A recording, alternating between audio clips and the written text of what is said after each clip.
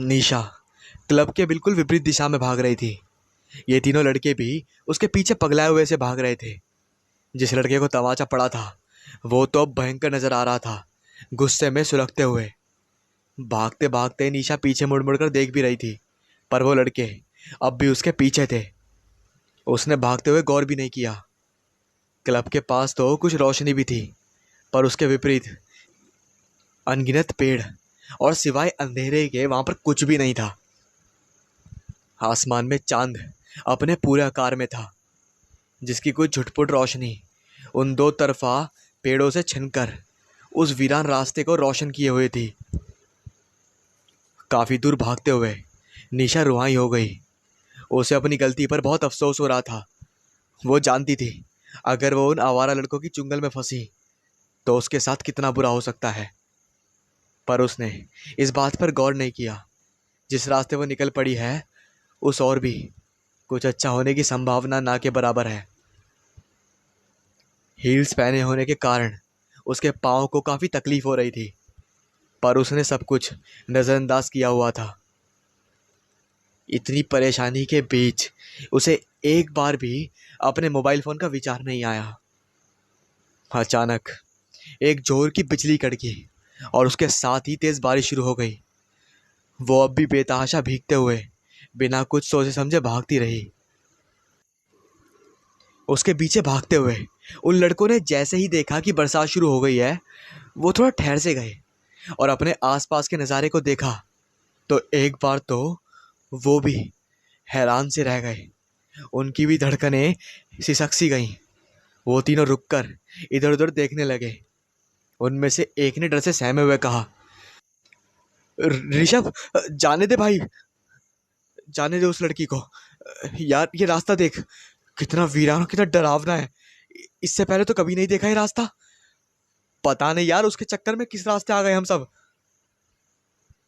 दूसरे लड़के के भी उससे सहमति जताते हुए कहा, हाँ यार वो सही कह रहा है, छोड़ना यार, अपन दूसरी लड़की ढूंढ लेंगे।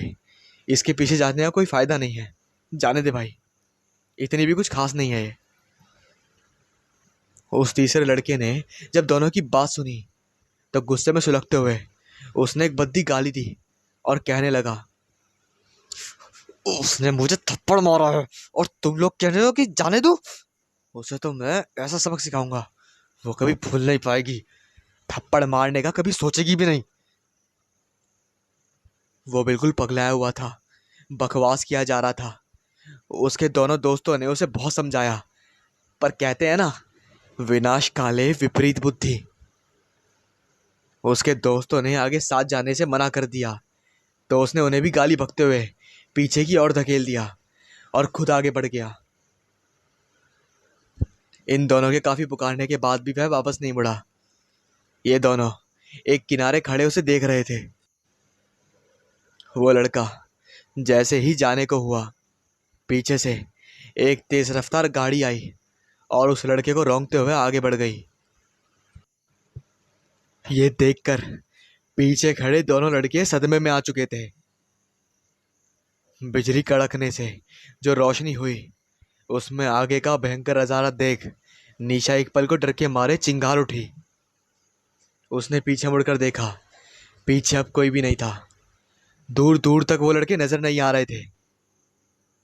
निशा एक पल को बिल्कुल स्थिर हो गई। उसे अब समझ आ रहा था कि उससे कितनी बड़ी भूल हो चुकी है। उसे उस तरह उल्टे रास्ते नहीं भागना चाहिए था। कुछ देर रुककर वो इधर उधर देखने लगी। कुछ देर पहले आसमान में चांद खिला था, अब तो आसमान भी काले भयंकर बादलों को उड़कर किसी दैत्य सा नजर आ रहा था। आसपास ऊंचे ऊंचे पेड़ और अंधेरे के अलावा कुछ भी नजर नहीं आ रहा था। एक सीधी सड़क और उसे अपने बारिश के पानी से सराबोर करता हुआ वो इठलाता आसमान। निशा अब बिल्कुल ही सुस्त पड़ चुकी थी। थके कदमों से वो आगे की ओर जाने लगी। वापस लौटने में वो अब भी डर रही थी, क्या पता लड़के उसके पीछे हों। थके कदमों से वो आगे की ओर बढ़ती रही, इस उम्मीद से कि शायद कोई घर, कोई इंसान या कोई भी मतलब की चीज़ मिले। अचानक से उसे अपने मोबाइल का ख्याल आया। उसने देखा मोबाइल बिल्कुल गीला हो चुका था और एकदम बंद पड़ा था। उसने उसे काफ़ी बार ऑन करने की कोशिश करी, पर वो कामयाब नहीं हुई। अब वो बिल्कुल रुआई हो गई। बारिश अब भी जारी थी। धीमे कदमों के साथ वो अपने रास्ते पर आगे बढ़ती रही। बारिश अब कुछ कम हो चुकी थी। निशा ने आगे बढ़ते हुए ये महसूस किया कि जैसे जैसे कोई उसके बिल्कुल करीब है। किसी की ठंडी सांसें वो अपने कान के बिल्कुल करीब महसूस पा रही थी। वो जैसे ही पलटने हुई, एक तीखी फुसफुसाती हुई आवाज उसके कानों से टकराई। वो दिन अब नहीं आएंगे। उसके डर की सीमा ना रही। वो घबराकर पलटी कि फिसल कर आधे मुंह नीचे गिर पड़ी। उसने अपना सर उठाया और सामने का हौलनाक नजारा देखकर उसके होश फक्ता हो गए। ठीक उसके सामने एक जोड़ी पांव थे, जो कि जो कि पूरी तरह काले धूसर और कई जगह से चिरे हुए थे। उसके झट से ऊपर देखा तो वहां पर कोई नहीं था। वो पांव अब भी थे, पर बगैर शरीर के। उसने वापस सर उठाकर देखा तो वहां पर कोई नहीं था। अब की बार वो पांव भी नदारद थे। वो गिरती पड़ती उठती हुई वहां से और तेज भागने लगी। कुछ दूर भागते हुए उसे एक टीन की शेड से एक ढका हुआ छोटा सा दुकान जैसा कुछ दिखाई दिया। कुछ बहुत हल्की सी रोशनी की लौ उसे दिखाई दे रही थी उसमें। वह भागती हुई उस ओर बढ़ गई। निशा अभी उन लड़कों के डर से उभरी भी नहीं थी, और ये नई मुसीबत उसके गले पड़ गई थी। वो अभी तक सदमे में थी कि अचानक हुआ तो हुआ क्या था। वो एक जोड़ी पांव जैसे उसकी आंखों में छप चुके थे। उसे समझ नहीं आ रहा था कि ये सब हो क्या रहा है उसके साथ। भागते भागते उसकी सैंडल की एक हील मुड़ गई। वो अनियंत्रित होकर वापस एक और गिर पड़ी। एक हील टूट चुकी थी। उसने झट से अपने पैरों से हील्स निकालकर एक और फेंक दिया और उठने को हुई कि दर्द से कराह कर वापस गिर पड़ी। उसने देखा उसके पाँव पूरे खून से लथपथ थे। शायद हील टूट जाने के कारण और पाँव मुड़ने के कारण उसे एक गहरी चोट आई थी। वो दर्द में कराहते हुए अपने पैरों को हल्के हाथों से दबाने लगी। अभी वो दर्द से कर्रा ही रही थी कि तभी उसके सामने कुछ धुंध सा जमा होने लगा। उसने देखा उसके आसपास सीमित दूरी में ही वो धुंध छा रहा है। उसे कुछ अजीब सा डर का आभास हो चुका था। वो आसपास पगलाई नजरों से देख रही थी कि अचानक कोई बर्फ से भी ठंडी चीज उसके उस चोटिल पांव को स्पर्श करने लगी। निशा ने चिहूक कर अपने पांव वापस खींच लिए।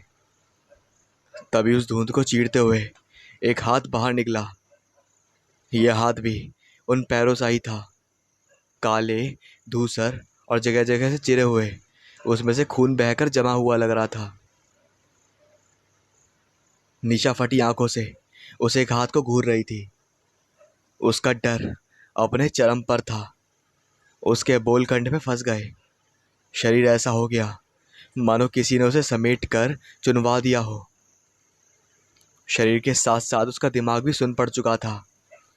वो हाथ जो ही आगे की ओर बढ़ा, जाने कहाँ से उसकी सुध वापस आई और वह झट से उठी और तेज भागने लगी। ना पैरों का दर्द थी, ना अंधेरे का भय। वो बस भागते रही। कहते हैं ना कि जब जब डर पूरे दिल और दिमाग पे छा जाता है तो फिर ना आगे का कुछ दिखता, ना पीछे का कुछ दिखता। यही कुछ शायद निशा के साथ था। दिमाग में न जाने कैसे कैसे बुरे विचार कौंध गए। एक पल को उसे लगा शायद शायद उसका अंत है, पर उसके साथ ही क्यों? उसने तो कभी किसी के साथ कुछ बुरा भी नहीं किया था। फिर ये सब आखिर उसके साथ हो क्यों रहा था? कुछ देर भागने पर उस रोशनी के नजदीक वो पहुंच गई थी। अब वो रुक गई। उसने देखा एक छोटा सा टपरी सा कुछ था।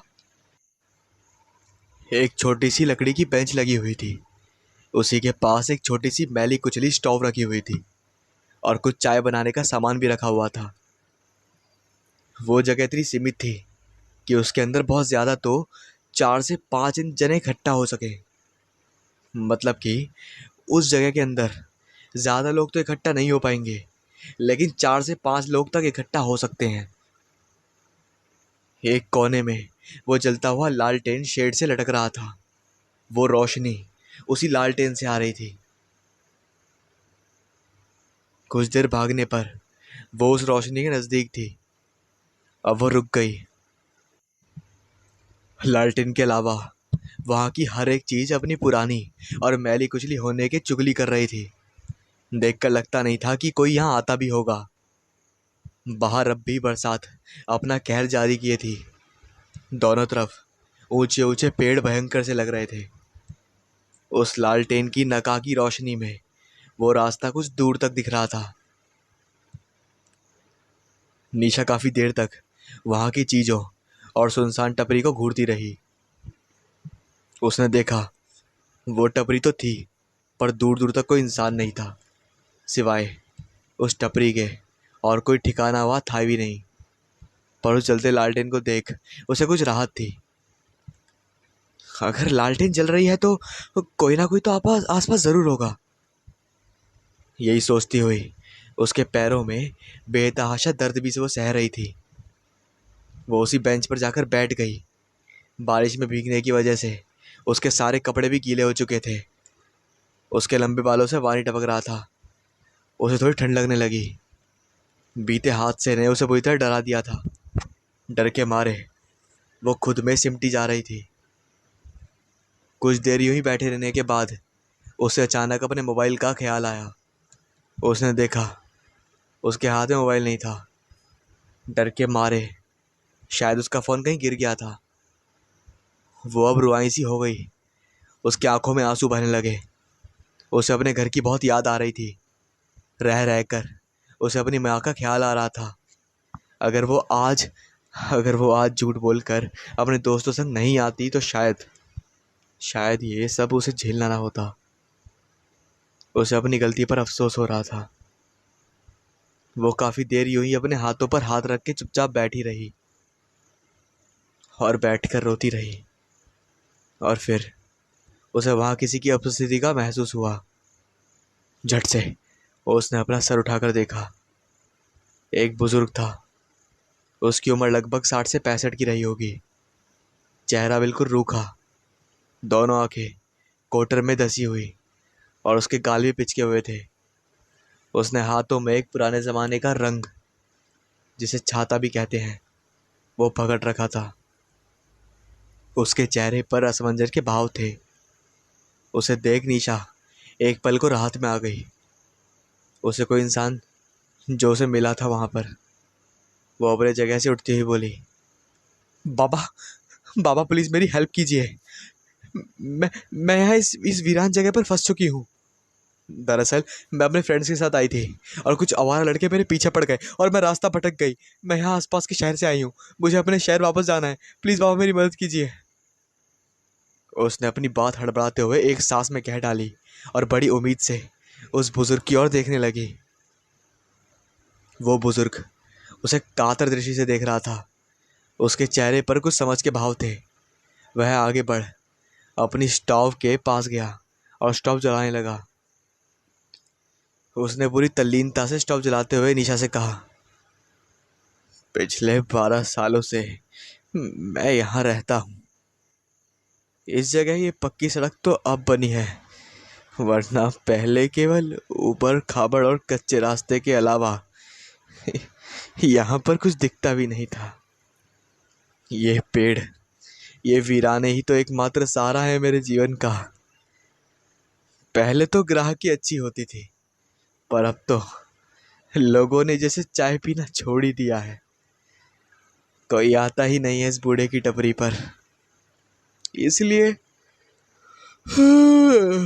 इसलिए खाली पड़ी रहती है टपरी अक्सर। कई दिनों बाद तो कोई आया है इस टपरी पर। निशा पिटासा मुंह लेकर उस बुजुर्ग को देखती रही। ये कोई वक्त था अपनी आह बीती सुनाने का। वो उस बुजुर्ग को घूरे जा रही थी। कुछ देर सुनते रहने के बाद उसके चेहरे के भाव ऐसे थे मानो कह रही हो, यार बाबा, आपकी दुख भरी दास्तां भी सुनने का टाइम नहीं है। कभी फुर्सत मिलेगी तो सुन लूंगी। मुझे इस वीराने से बाहर जाने का रास्ता बता दो बस। परेशान होते हुए उसने कहा, बाबा, क्या आप मुझे यहाँ से बाहर जाने का रास्ता बता सकते हैं? चाय पीती हैं आप बिटिया? बुजुर्ग ने भरपूर मुस्कान के साथ कहा। निशा एक पल को सोच में पड़ गई। चाय की तलब जो उसे अभी भी लगी हुई थी। इतनी देर भीगते रहने के कारण ठंड भी तो लग रही थी उसे, पर वहां की चीजों को देख उसे उबकाई आ रही थी।